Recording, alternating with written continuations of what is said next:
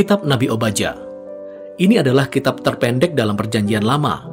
Kitab ini hanya berisi 21 ayat dan sekilas memang tidak terlihat menarik.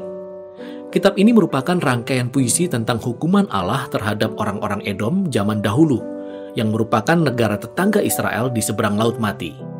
Namun kejadiannya lebih dari itu. Jadi pertama-tama, inilah latar belakangnya. Orang Edom itu unik karena mereka memiliki garis keturunan yang sama dengan orang Israel. Mereka sama-sama merupakan keturunan Abraham yang bersama Sarah memiliki anak laki-laki bernama Ishak. Sedangkan Ishak dengan Ribka, istrinya, memiliki 2 anak laki-laki, Yakub dan Esau. Nah, kitab Kejadian mengisahkan tentang 2 bersaudara ini, dan bisa kita katakan bahwa hubungan di antara keduanya tidak baik. Kemudian mereka masing-masing diberi nama Israel dan Edom, yang akhirnya menjadi nama keluarga dari keturunan mereka. Dan kedua keturunan ini memiliki hubungan yang sama buruknya seperti leluhur mereka. Ketegangan di antara bangsa Israel dan Edom telah berlangsung selama berabad-abad, tetapi mereka masih memiliki ikatan kekeluargaan yang sama. Dan ikatan inilah yang dikhianati dan dirusak dalam peristiwa tragis jatuhnya kota Yerusalem ke tangan bangsa Babel. Ketika Israel diserbu dan ditaklukkan oleh bangsa Babel, orang-orang Edom menggunakan kesempatan untuk menjarah kota-kota lainnya di Israel dan kemudian menangkap bahkan membunuh para pengungsi Israel. Nah, dalam kitab nabi-nabi lainnya, Allah menuntut negara-negara tetangga Israel untuk bertanggung jawab atas kekejaman seperti ini. Jadi Obadja pun melakukan hal yang sama kepada Edom. Kitab yang pendek ini terdiri dari 2 bagian. Bagian pertama berisikan serangkaian tuduhan terhadap para pemimpin Edom, khususnya atas kesombongan mereka dan sikapnya yang suka meninggikan diri, baik secara harfiah karena mereka memang tinggal di liang-liang batu yang tinggi maupun secara kiasan. Karena mereka sangat percaya bahwa mereka lebih unggul daripada orang-orang Israel. Kesombongan inilah yang membuat orang Edom tidak saja berdiam diri ketika bangsa Babel datang untuk menghancurkan Yerusalem, tetapi mereka juga terlibat dalam kehancuran Israel. Maka, melalui Obadja, Allah berkata bahwa bangsa Edom akan dijatuhkan dari ketinggian mereka dan akan dibinasakan. Apa yang telah mereka lakukan kepada bangsa Israel, itu juga yang akan dilakukan kepada mereka.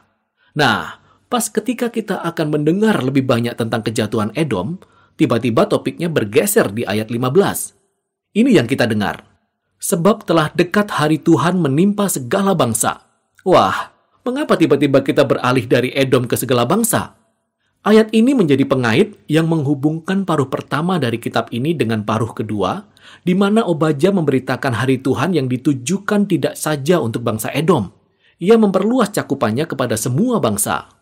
Dan Obadja berkata bahwa semua bangsa yang sombong yang bertindak seperti Edom akan menghadapi penghakiman Allah dengan cara yang sama. Mereka akan jatuh dari kesombongan mereka menuju kehancuran.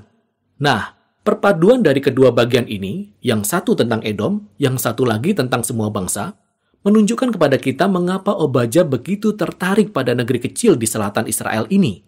Obadja melihat kesombongan dan kejatuhan Edom sebagai contoh, sebagai gambaran, bagaimana suatu hari nanti Allah akan menantang kesombongan semua bangsa dan menjatuhkan mereka juga. Bukan kebetulan kalau dalam bahasa Ibrani kata Edom dieja dengan huruf yang sama persis dengan kata umat manusia, atau dalam bahasa Ibrani, Adam. Dalam kitab Obadja, kebangkitan dan kejatuhan Edom menjadi perumpamaan tentang bagaimana suatu hari nanti, keadilan Allah akan melawan kesombongan dan kekejaman di antara semua bangsa, yaitu di hari Tuhan. Namun seperti dalam semua kitab para nabi, penghakiman Allah tidak pernah menjadi akhir dari segalanya. Ingat, kesimpulan dari 2 kitab sebelum kitab Obadja, yaitu Yoel dan Amos. Kitab Yoel menggambarkan apa yang akan terjadi setelah hari Tuhan menimpa segala bangsa. Yoel berkata bahwa Allah akan membawa keselamatan baru bagi Yerusalem, dan semua yang merendahkan diri dan berseru kepadanya akan diselamatkan.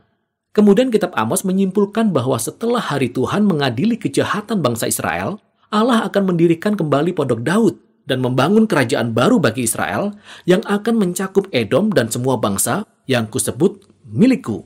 Jadi kitab Obadja ditempatkan tepat setelah kitab Yoel dan Amos untuk memperluas janji-janji tentang pengharapan akan kerajaan Allah atas segala bangsa. Jadi kitab ini diakhiri dengan masa depan yang penuh harapan. Allah berkata, Ia akan memulihkan kerajaannya atas Yerusalem baru. Ia akan kembali memenuhi kerajaannya dengan sisa-sisa umatnya yang setia. Dan kemudian dari situ, Kerajaan Allah akan meluas hingga mencakup semua wilayah dan bangsa-bangsa di sekitar Israel. Jadi kitab yang pendek ini memberi kita gambaran yang lebih luas tentang keadilan dan kesetiaan Allah yang telah kita lihat dalam kitab para nabi. Kesombongan dan pengkhianatan orang-orang Edom zaman dahulu menjadi contoh dari keadaan manusia yang lebih luas. Dan dari semua cara-cara kita mengkhianati dan menyakiti satu sama lain di dalam dunianya Allah yang baik ini. Tetapi masih ada pengharapan, kata Obadya.